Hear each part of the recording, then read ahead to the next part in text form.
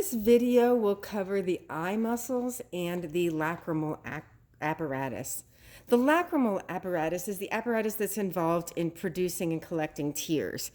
And if we look at this model, you can see right here the lacrimal gland, right there. And the lacrimal gland is located on the lateral and superior side of the eye, and it produces tears. The tears wash across the surface of the eye. Notice that this eye, by the way, is missing the cornea. Don't let that confuse you, but it's the only one we have that shows the muscles in the lacrimal apparatus. The tears wash across the cornea, and then they go through the small hole here, and they go down to your nose. That this small hole is an opening, and then you can see this sac right here, the lacrimal sac. And the lacrimal sac leads down to your nose. So when you cry, you produce tears in your lacrimal gland. They wash across your eye. They're collected right here, and then they go down into your nose. And that's one of the reasons your nose runs when you cry. But also your lacrimal apparatus in general produces a small amount of tears all the time to keep the surface of the eye moist. There are 6 muscles involved in movements of the eye. They're the 4 rectus muscles and then the 2 obliques. Remember that the word rectus, erect, means straight. So the rectus muscles go from the surface of the eye straight back. And they're really pretty easy. You've got the superior rectus on top of the eye right here. The lateral rectus over here on the lateral side of the eye, the medial rectus right here on the medial side of the eye, and the inferior rectus down in here on the inferior side of the eye. So 4 rectus muscles. They all go straight back. See how they come back here and they all meet back behind the eye in the orbit? And they're superior, inferior, lateral, and medial rectus. And then there are 2 oblique muscles, and those are a little more complicated. There's a superior oblique. You can see the beginning, the tendon of it right here attaching to the eye, and then it runs down over here. And it kind of hooks on, this is called the trochlea right here. There's kind of a hook that wraps around it. So superior oblique right here. And the inferior oblique is down here. And again, it goes across at an angle. It doesn't go straight back. In addition to naming the muscles of the eye, you also need to know what their actions are and which cranial nerve innervates them. Why is this important? Because when you do neurological assessment of your patients, you're going to be looking at movements of the eye, and you're going to see if there are movements that they cannot do.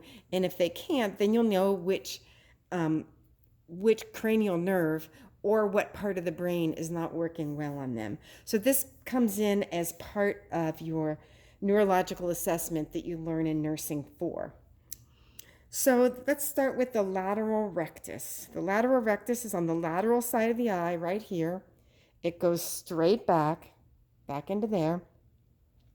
And think about if you pull on the lateral rectus, the eye would turn outward. So look to the right now. Take your eyes and look to the right. You have used your lateral rectus on your right eye, and you have abducted your right eye. It's gone outward. So the lateral rectus, its action is abduction, and the cranial nerve that innervates it, so easy peasy, is cranial nerve 6, abducens. It abducts the eye. The medial rectus is right here. There's the medial rectus. It's on the medial side of the eye, and when it gets shorter, it turns the eye inward. So look to the left. You have turned your right eye inward. You have adducted or adducted or moved toward the middle your right eye. And the cranial nerve that does that is the oculomotor, cranial nerve number 3. The superior rectus is right here. Think of that muscle getting shorter. Remember what we learned, muscles get shorter. The eye's going to move upward like this. So the superior rectus is involved in elevation of the eye. These muscles really just want to fall off too. They're hard to keep in place. Let me get this one back on. And the cranial nerve which innervates the superior rectus, I'm just going to take that one off. The cranial nerve which innervates the superior rectus is the oculomotor, cranial nerve 3. The inferior rectus is down here. And think about that. When that one gets shorter, it's going to pull the eye downward. So look down toward your feet. You have contracted your inferior rectus. So the inferior rectus does depression of the eye. And the cranial nerve involved with that is cranial nerve 3, oculomotor. It's the oculomotor nerve that causes that one to contract. The movements of the superior and inferior oblique are somewhat complicated, and we simplify them just a bit in this class. For both of them, the action of those is just to assist in oblique movements of the eye. So look up into the left, look down into the right. Those are oblique movements of the eye, where you go both up and out, or down and in, or down and out, or up and in.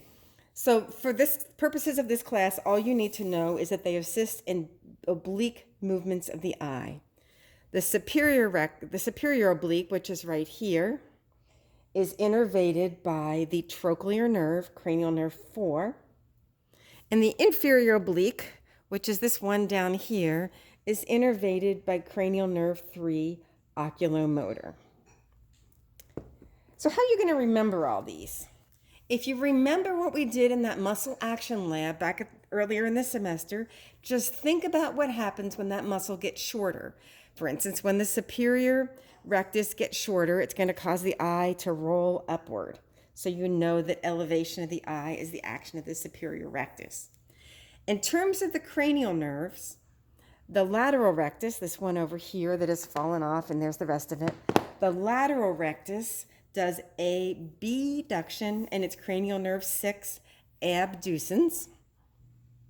So abduction, abducens, cranial nerve 6. The superior oblique is cranial nerve 4, trochlear. All the rest are oculomotor. So the one that does abduction is the abducens. Superior oblique is number 4, trochlear. All the others are cranial nerve 3, oculomotor, and that should help you to remember those.